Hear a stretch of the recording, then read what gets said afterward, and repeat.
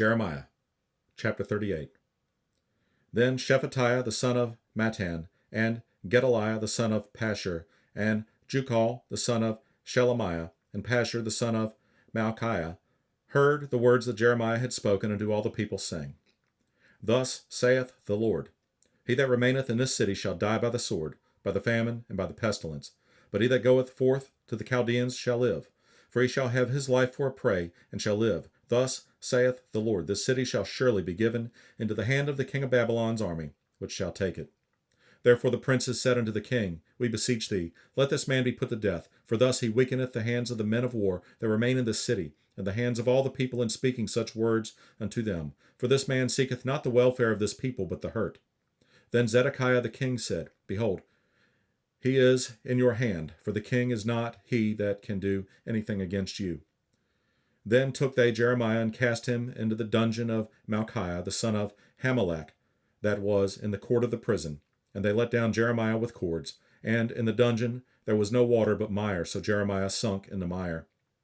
Now when Ebed-melech the Ethiopian, one of the eunuchs, which was in the king's house, heard that they had put Jeremiah in the dungeon, the king then, sitting in the gate of Benjamin, Ebed-melech went forth out of the king's house, and spake to the king, saying, My lord the king, these men have done evil in all that they have done to Jeremiah the prophet, whom they have cast into the dungeon, and he is like to die for hunger in the place where he is, for there is no more bread in the city.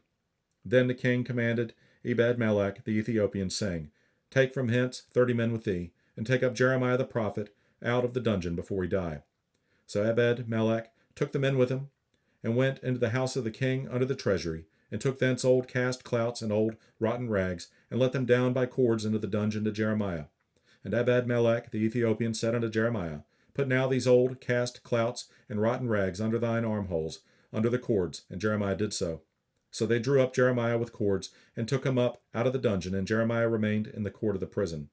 Then Zedekiah the king sent, and took Jeremiah the prophet unto him into the third entry, that is, in the house of the Lord.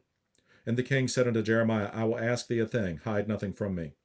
Then Jeremiah said unto Zedekiah, If I declare it unto thee, wilt thou not surely put me to death? And if I give thee counsel, wilt thou not hearken unto me? So Zedekiah the king sware secretly unto Jeremiah, saying, As the Lord liveth, that made us this soul, I will not put thee to death, neither will I give thee into the hand of these men that seek thy life.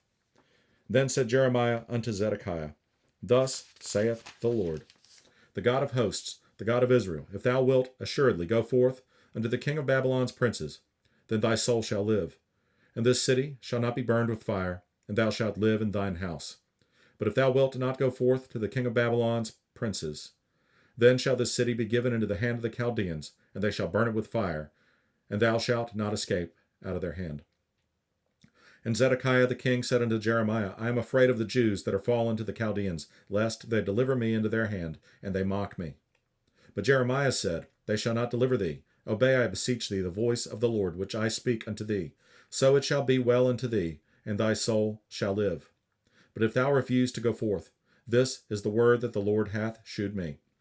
And behold, all the women that are left in the king of Judah's house shall be brought forth to the king of Babylon's princes, and those women shall say, Thy friends have set thee on, and have prevailed against thee.